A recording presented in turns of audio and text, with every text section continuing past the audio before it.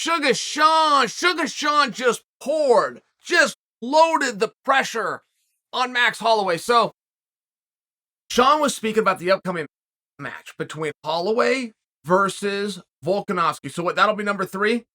And Max is viewed as one of the great featherweights of all time. Many people are arguing that Max is the greatest featherweight of all time, including, you want to know who agrees that it's Max? Volkanovski. Volkanovski came out and said 2 weeks ago, maybe even as short as a week ago, if I beat Max a third time, then I take the spot. I become the greatest of all time. So when I tell you that a lot of people think that it is Max, that includes the sitting champion. But listen to what Sean said. Sean said, if Max gets beat by Volkanovski, he can no longer have the claim as the greatest featherweight of all time. You cannot lose to somebody 3 times. I believe he used the word tarnish. He might have used a word that means the same as said it would tarnish Max. Now, when I talk about Sean just put pressure, and I don't think that was Sean's goal at all. I think that Sean was just speaking matter of fact. You can't lose to the same guy 3 times. That put a lot of pressure. It really did. I mean, fighting for GOAT status was something that I never was in a position to do. I can't fully relate to that. But I do know for the guys on the extreme short list to be GOAT or moreover that are recognized as the GOAT, that's something very special that they want, something very special that they're clinging to. Now, first off, is Sean right?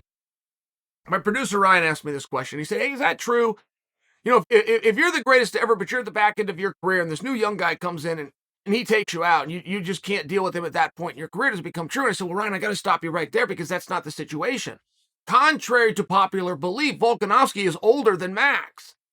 Max just got here first. Max was the youngest at one point. At one point when Max was in the UFC, he was either the youngest currently in the UFC or was the youngest to ever be in the UFC. When I met Max Holloway face-to-face, we're on the same card, shook his hand, he was 20 years old. And that's when that statement was true. I had just read it right before I met him, and we exchanged niceties with each other. He's still a young guy. That story that I just told you was from 2013.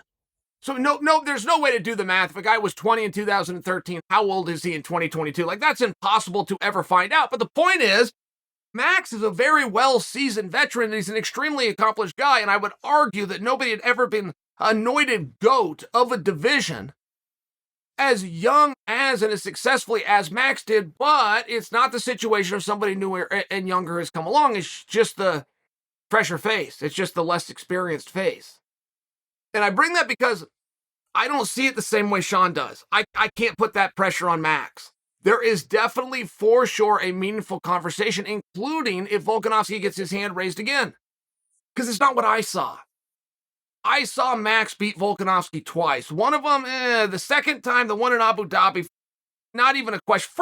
For me, I'm not a great judge. I'm just sharing with you. While not being a great judge, I am influential within the space. And if I'm going to be the one that's going to tell the story after the fact, and I'm the one, or one of the ones that's going to come and tell the future generations about something that possibly they did not witness, I'm not going to be able to say that Max got his ass kicked 3 times.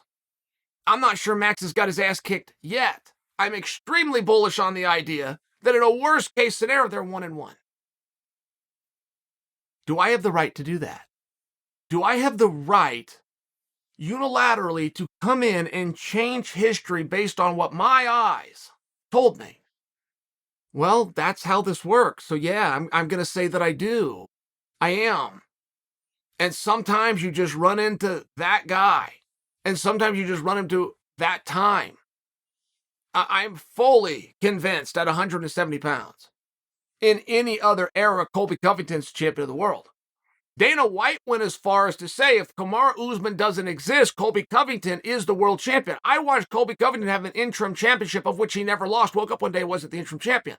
I watched Colby Covington beat the sitting reigning BMF champion and not become the BMF champion.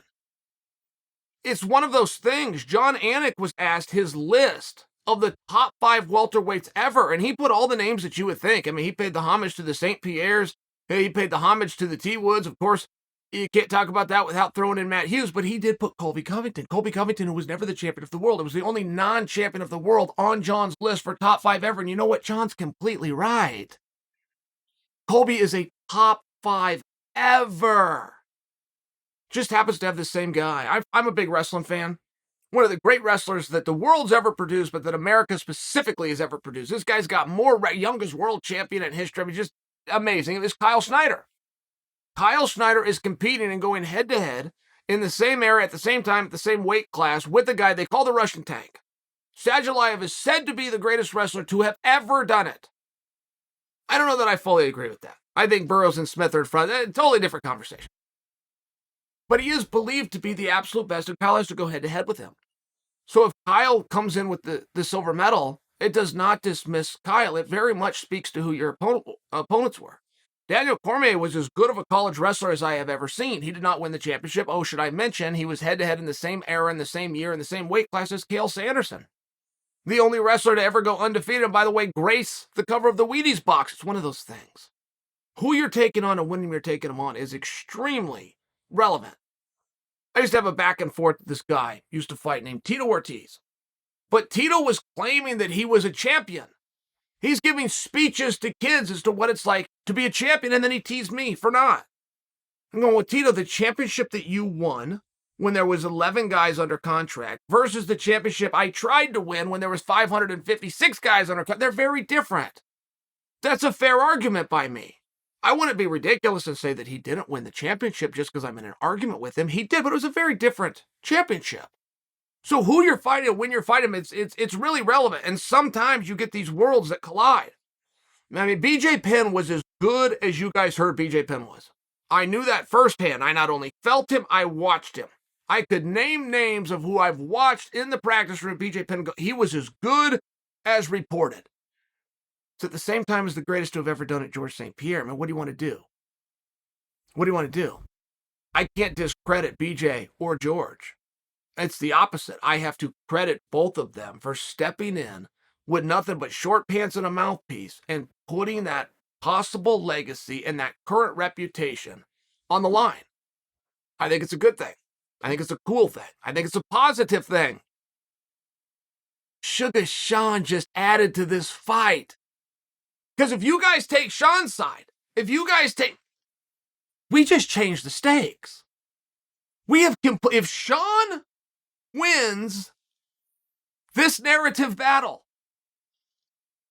we have completely changed this. Suga Sean may have single-handedly and accidentally just given this fight a promotional push to a whole new level.